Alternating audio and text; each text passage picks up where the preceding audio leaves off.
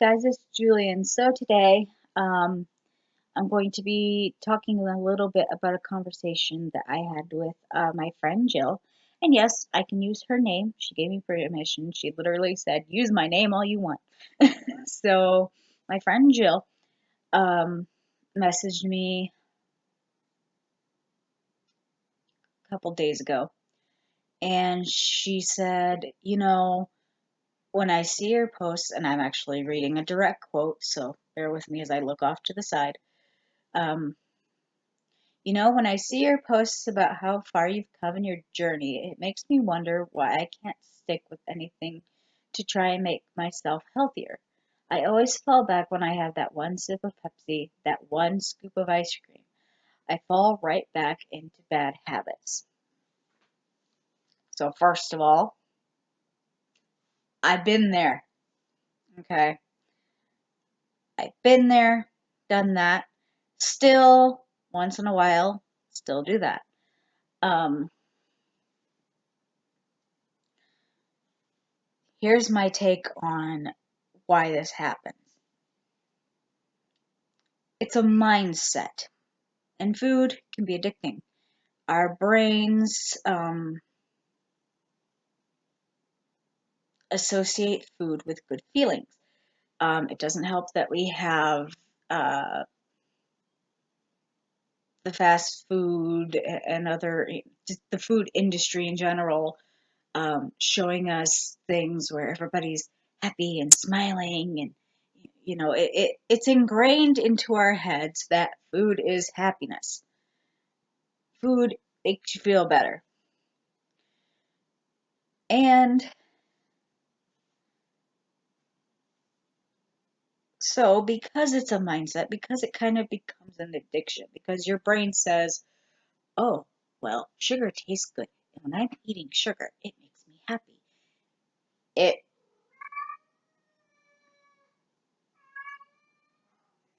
I don't know if you guys can hear that, but my cat is meowing away. Yarly, shush. Anywho, it's a mindset. So, it is our job to figure out how to change that mindset. Um, so that we can stay on track with our health. So here are things that kind of helped me to kind of change my mindset and break myself of the habit. Now, keep in mind, I'm still struggling a little bit. So I'm not totally out of the woods yet. And I honestly think that even the most healthy person struggles with this. Um, it's just our reality. So, but there are things that we can do to help ourselves not go through this so often. Um, like I said, it's an individual, I believe it's on an individual basis. What works for me is not necessarily going to work for you, but I can share my ideas so that maybe you guys can get started and see if it works for you. Um, First of all,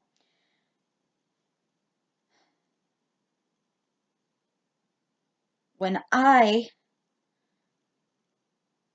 was doing my journey before, and when I first restarted the journey back in November 2017, I would lose some weight and then I would reward myself with food. I had to stop that. Hi, Arlie. Come here. Ugh. Come here. So I had to reward myself with food. Well, I didn't have to reward myself with food. I rewarded myself with food. And then what would happen after that is, well, I had that, so I might as well make it a cheat day or. Sorry, I was watching my hat. Um, that little that little reward became like a little cheat meal, and that cheat meal became a cheat day, and that cheat day became a cheat week, and so on and so forth. It snowballed for me. Um, so what I started to try and do was reward myself in other ways. I wouldn't use food as a reward. I would,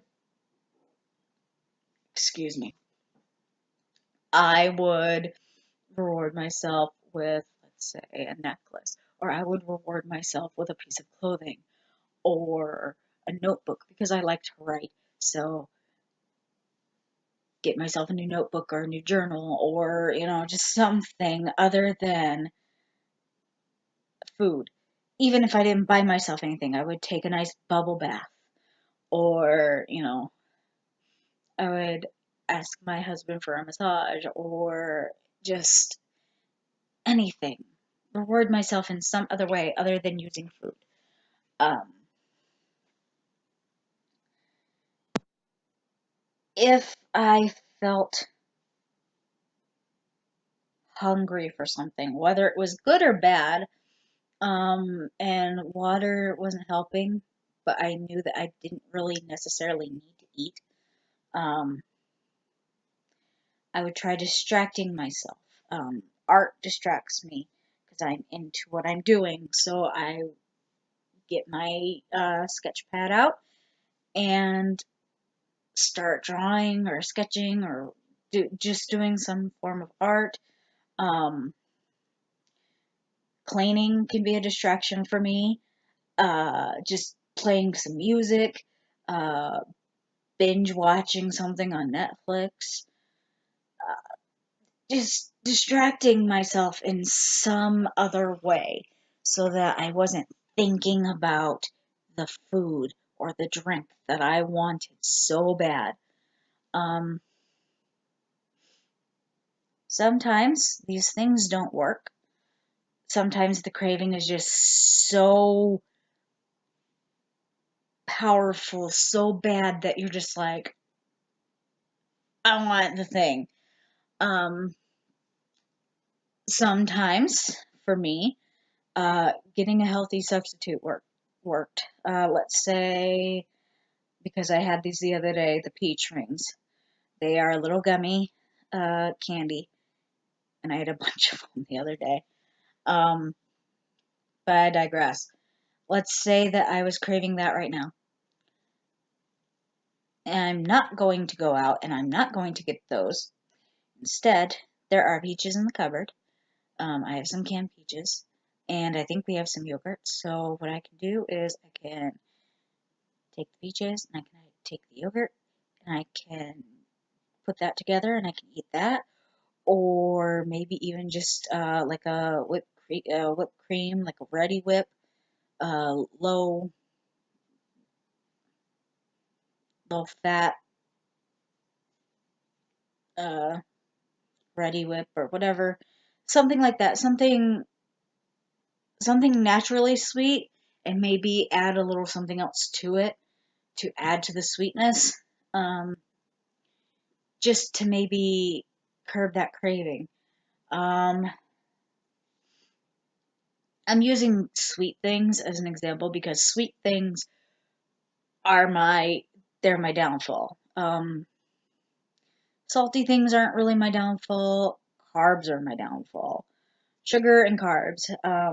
I haven't quite figured out a substitute for like pasta, really. Um, Let me say I haven't found a substitute that I can enjoy. So try to find a substitute. And if you can't find a substitute, you know what? Go ahead and have the thing. But you have to be on your own butt. You got to be on your own butt about not overdoing it. You can have a scoop of ice cream or two, but don't go beyond that. Don't have some soda, but don't have like sit there and like I've done in the past, drink a whole 24 pack, or even don't even drink the whole 2 liter of Pepsi, or just have that one glass and get just deal with the craving in that way. And then once you do that, don't touch anymore for a while. Keep it as like a cheat treat or a cheat meal. Um, I know some people will do a cheat weekend, and that's up to you. I don't like the cheat weekend idea, but maybe a cheat day or just a cheat treat. Um,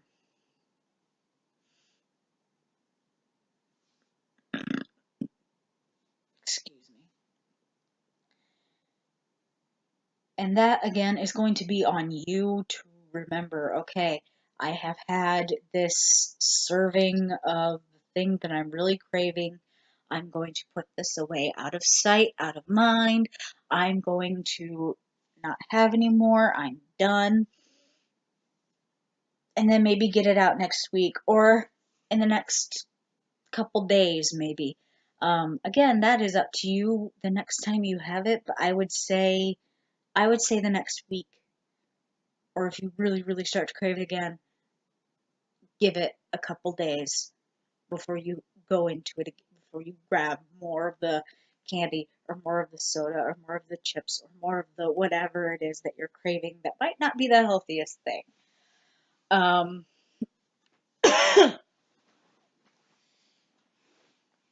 but yeah, that is on you. Um, I'm the big, coming from somebody who used to rely on other people all the time, don't rely on somebody to go, okay, you've had enough. You have to tell yourself, okay, I've had enough. That's it. Um, if you're one of those who has trouble with that, like if you're really, really craving it and you feel yourself maybe slipping, and you have a support system willing to say, okay, that's enough, go to that support system and say, okay, so I had this thing and I really want more of this thing, but I know I shouldn't, but I'm really, really just talk to somebody, admitting that, okay, I really want this thing, but I know better is a huge step um, in you recognizing that it's an issue. It's you kicking your own butt, really, because you know that you shouldn't, but you feel like you might give in. Going to somebody else isn't putting the responsibility with them. You're still responsible for yourself, because even then somebody can say no and you can still do it. But maybe having that reinforcement of somebody else also telling you no, you have to tell yourself no at the same time. Sometimes that will work. Um,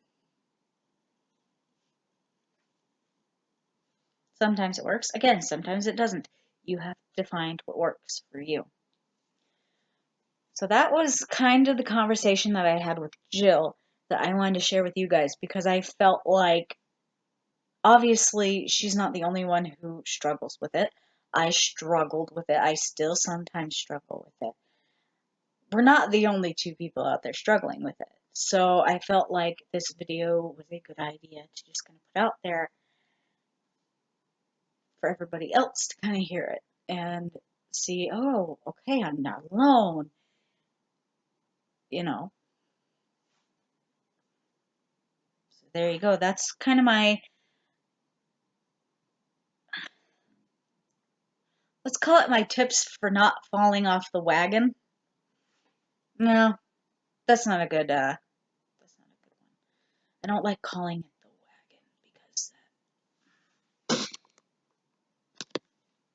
I'll figure it out. Those are my tips to help you guys stay on your goals. There you go. That sounds better. My tips for helping you stay on your goals. So I hope everyone has a great day, and whatever it is you're doing, just keep